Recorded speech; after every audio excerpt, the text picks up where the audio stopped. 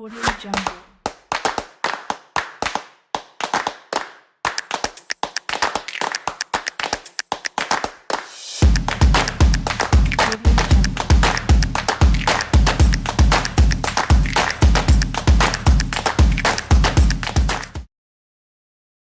Olá, bem-vindo a mais um WeSpeak Software.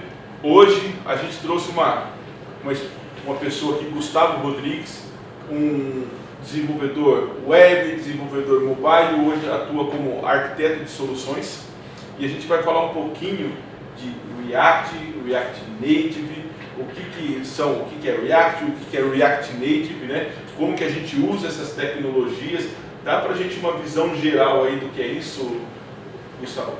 Bom, vamos lá. O React ele foi criado em 2012, foi uma resposta ao Facebook em relação a frameworks de desenvolvimento web. Por conta de uma necessidade de construir sites mais efetivos com componentes, já vindo de um background totalmente diferente do que o mercado estava apresentando, dando uma resposta em relação à eficiência e reuso de componentes. Em 2015, o Facebook lança o React Native, uma versão estável, como resposta a desenvolvimento mobile. E qual a diferença?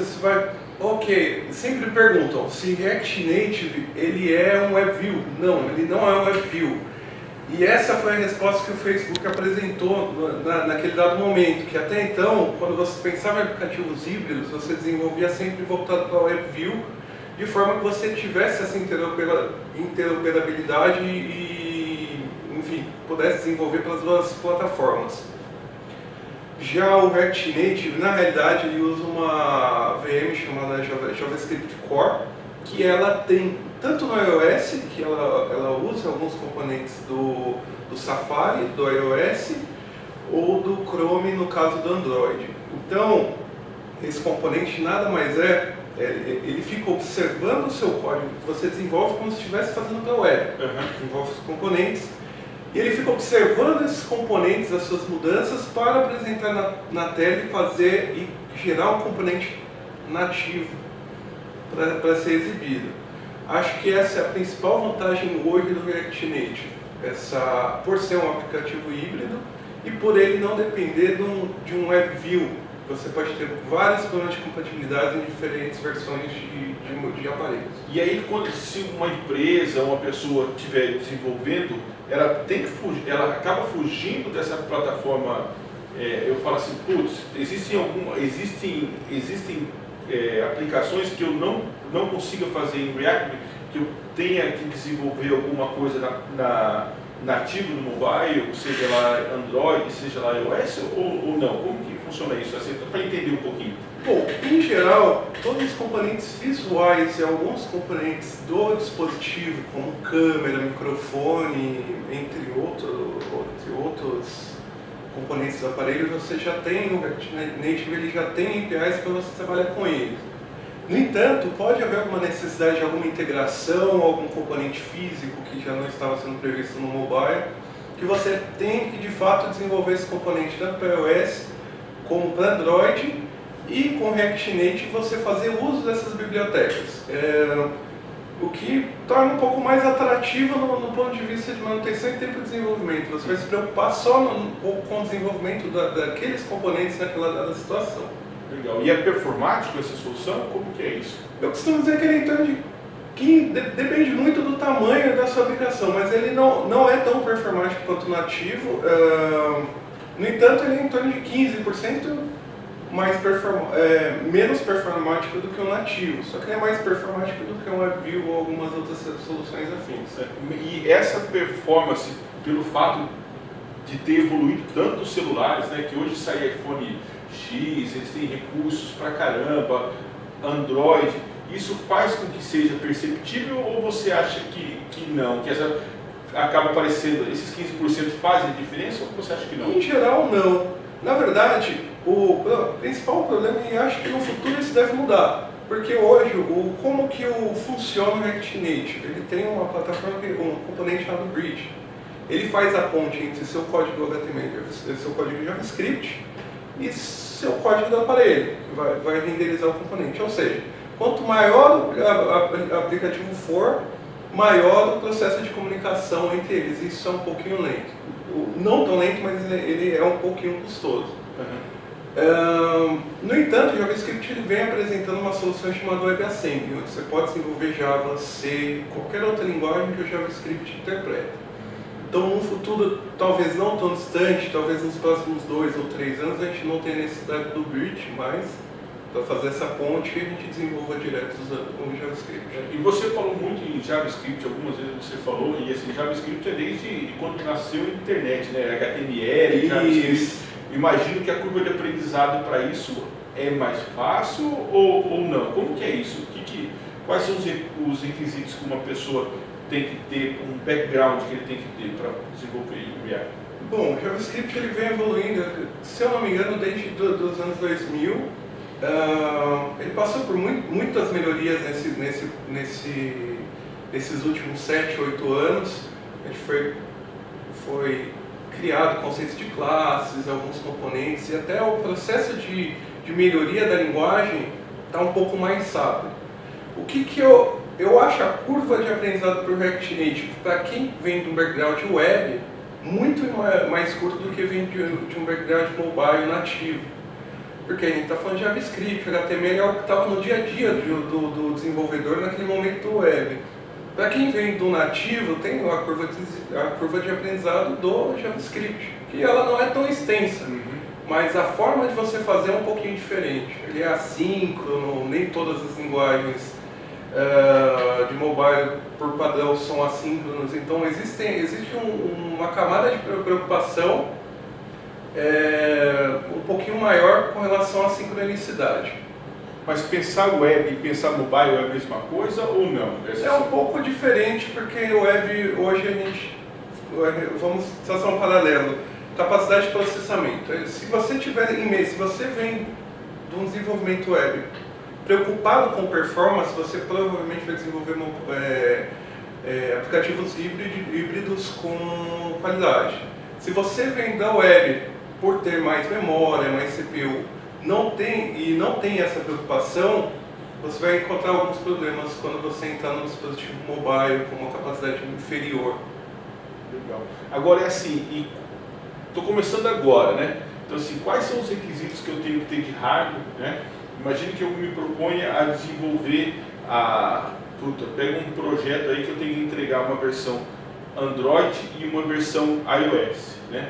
Então, o que eu tenho que ter de equipamento, de licença, de software, comunidade? O que eu tenho que buscar disso daí, né? O que você me recomenda? Bom, vamos dividir em duas partes. A primeira, vamos falar do que eu preciso para desenvolver. O React Native, se você está desenvolvendo para Android, se você usar uma máquina Windows com 8 GB de memória ou Linux, com 8 GB você consegue desenvolver bem.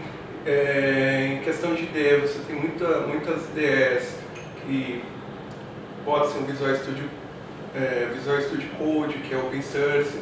Você não tem muito essa limitação de licenciamento. Você pode usar alguns softwares com licenças que podem te apresentar mais qualidade, mas não necessariamente. Você tem algumas soluções open source que te atendem muito bem.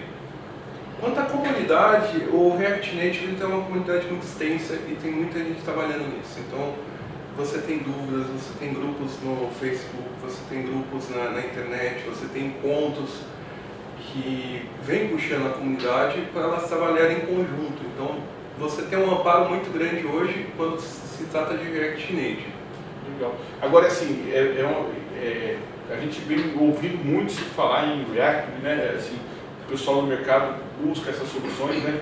Eu ouvi falar, assim, me parece que Spotify tem desenvolvido em React, Airbnb, esses grandes players têm desenvolvido soluções em React, né? O próprio Facebook também. O próprio Face, né? Então isso vem fazendo com que muita gente desperte o interesse nessa plataforma, né? Você acha que é por custo? O que você acha que a galera tem ido muito mais para essa tecnologia, assim, né? Fala para mim um pouco de vantagens dela, assim. Vamos falar primeiro de desvantagem, né, para não ficar uma coisa negativa, para a gente fechar com algo negativo. Me fala um pouquinho de desvantagens, antes da gente entrar nessa questão de vantagens. Né? O ponto crítico que eu vejo do React Native ainda, embora ele não seja view, é ainda aquele componente que eu tratei há pouco, que é a camada de grid. Ela não é tão performática, existem algumas melhorias que estão sempre sendo desenvolvidas e disponibilizadas, só que ela é um custo de processamento real hoje. Seja 10, 15% eu tenho esse custo de processamento. Eu acho que esse é o principal vilão hoje de qualquer aplicativo híbrido. Existem N soluções, umas melhores que em alguns pontos, outras melhores em outras, mas esse é um assunto ainda em pauta. Legal. E vantagens? Traz aí pra gente algumas Eu vantagens. acredito que a principal vantagem é o tempo de desenvolvimento e até a forma de você testar o que foi desenvolvido. Quando você fala de uma plataforma híbrida, no mínimo, você sempre vai pensar, é metade do tempo, porque você vai desenvolver só um código base. Na verdade, eu costumo fazer um paralelo. Ele é a média do que você desenvolveria entre iOS, Android e web. Ele é basicamente, o tempo de desenvolvimento é a média desse cálculo. E você ganha muito em performance, você consegue entregar muito mais rápido e se você se preocupar com o teste, você consegue antever e automatizar testes com mais facilidade. Se você tem um único code base, respondendo exatamente da mesma forma o que foi solicitado. Digamos que você fez um componente que em um dado momento envia um formulário.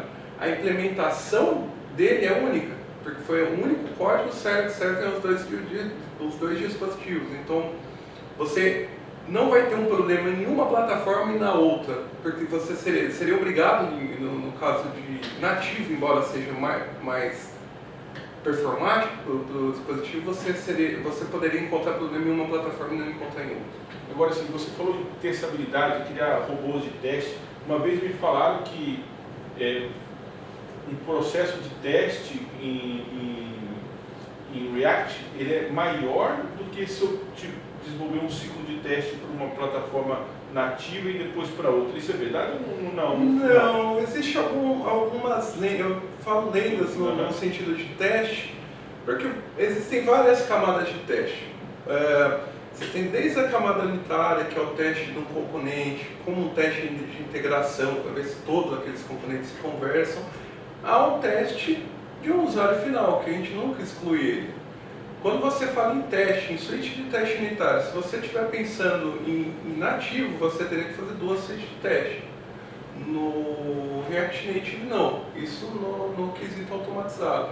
No quesito nativo, é igual. Não podemos fazer essa distinção. Legal. Bom, estivemos aqui hoje com o Gustavo, que deu um show de React, né? Então, eu, como costumo fechar em todos os programas, é assim, curta ou descurta, a sua opinião é muito importante, né? A gente também trabalha, se vocês quiserem que a gente provoque um fórum, uma mesa redonda entre várias tecnologias, é assim, contato@edeploy.com.br, nos avise aí para que a gente possa. E obrigado, viu, Gustavo? E eu acho que a gente também é legal fechar aqui, que eu também procuro fechar, uma dica que você dá para uma pessoa que está entrando no mercado de trabalho, né, ou querendo fazer um curso de tecnologia, né? O que você deixa de dica aí pessoal para essa pessoa, né? Bom, eu vou falar uma frase do Confúcio, eu tenho ela como realidade, ela fez para mim, ela é para mim, eu acho que a principal frase que um desenvolvedor deve ter, ou alguém da área técnica. Não se preocupe com as respostas, se preocupe em entender a pergunta. Você pode ter várias respostas para resolver um determinado problema, mas se você não compreende bem a pergunta, você nunca vai chegar à resposta certa. Boa, que show, valeu, Gustavão. Mais uma vez, obrigado aí, fechamos. Valeu, galera.